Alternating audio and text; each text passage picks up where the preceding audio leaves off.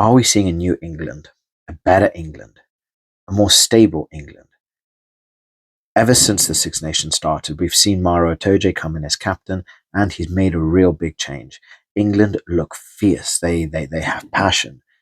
They will die for the shirt, where this is something you did not see in the Autumn Nations of 2024. It's a completely changed side, whether it's a coaching thing with Steve Borthwick finding a new formula, whether it's Maro Itoje, who's really kicking people up their backsides and getting them into gear, right? There has been a big change, and we've seen it with the Six Nations, with the Six Nations tournament. But there is still a lot to go through. There's a lot of changes to be made.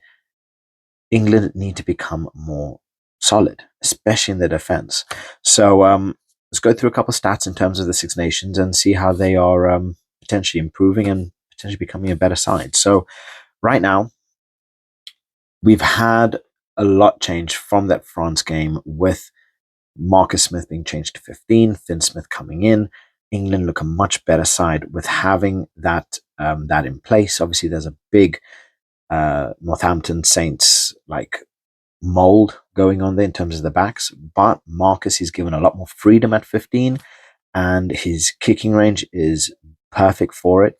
So we could potentially definitely see Marcus continue at that 15, have Finn Smith come in at that 10 if he continues to perform, right? But let's break down a couple stats in terms of England Six Nations so far.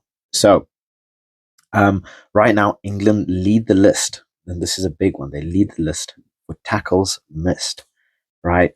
Two players, number one and number two on this list, are English. Number one is Alex Mitchell with 11, and then is Ben Earl with 8, right? So that's 19 tackles just there alone, that have been clean missed, right? They top the charts with that. England lead, England lead with breakdown steals though. So Curry at 4, Ben Earl at 2, right? You got to think again. That's 6 steals at the breakdown, which these are crucial moments that you really need to have. And this is why I say England seem to have a lot more fight in them, right? Hence your Ben Earl, your Tom Curry playing their socks off. England are currently first in terms of line breaks, so they currently lead it with 17. England are fifth in terms of total passes, which really does show a lot, especially when you're playing up against teams like Ireland. They are totaling with 243. So yes, out of 6 nations, they are fifth on that list. Are second in terms of meters gained, 918. I think they're just behind France in terms of this. So that kind of tells a lot on how much pressure England are really putting on, and how much they are trying to get in terms of trying to control territory. And then you have total points. So right now, England are sitting on 48 points in total, whereas Scotland are sitting on at 49. England are currently third in meters carried.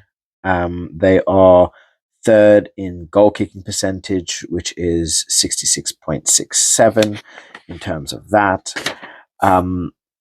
England have a success rate in terms of tackling at 84.55%, and that falls quite far behind quite a few different teams.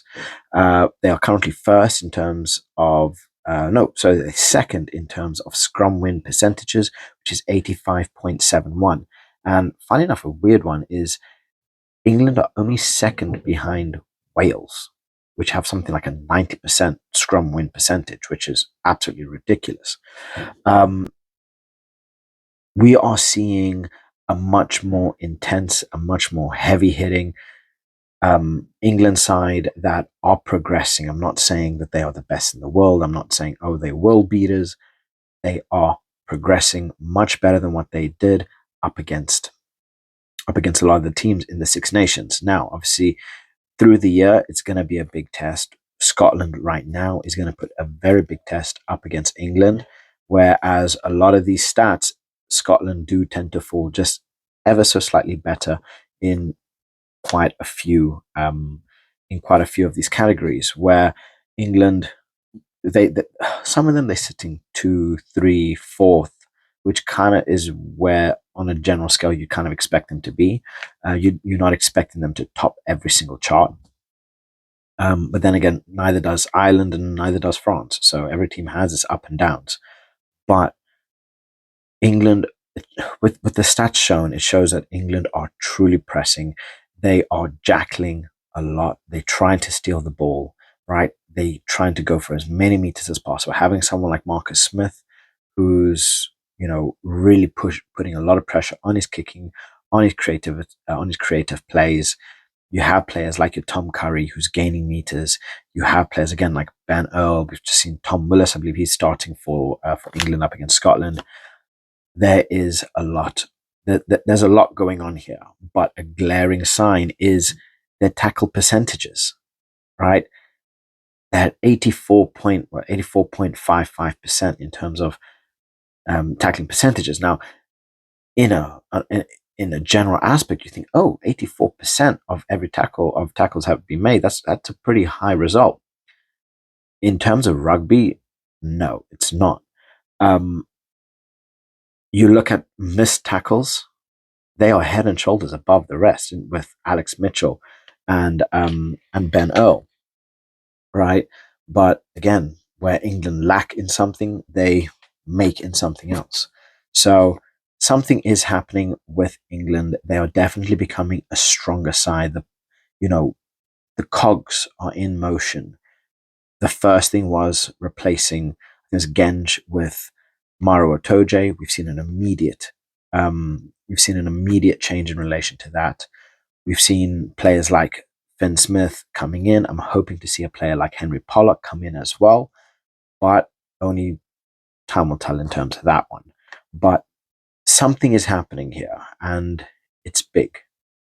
It is really, really big. And we saw this in that France game where they put everyone to the sword. They really pushed. And this is something that, like I said, in the Autumn Nations, we did not see. We saw them die out around the 60th minute and then just give up all hope. In the games, even up against Ireland, they put out in that last 20 minutes and they pushed everything that they possibly could. Tom Curry's practically crawling off the field. You have players damn near enough puking from how much they're running and tackling. So it's lovely to see an England side like this. It's very promising, and hopefully we get to see a new England, a more passionate England, because this is something that I feel England have been missing. There isn't that drive, that will. You watch Ireland play; they are unemotional. They are like terminators when they play, right? They know what it means to wear the shirt. Whereas England, they would just give up. Oh, it's 20 minutes left. We're already a couple points behind. What's the point in trying anymore? And then next thing you know, it goes downhill. But again, that's just my opinion in terms of England. I do feel that something is coming under Steve Borthwick. He is making changes, and I do like it. So I can definitely see us getting a lot more Smith action. Only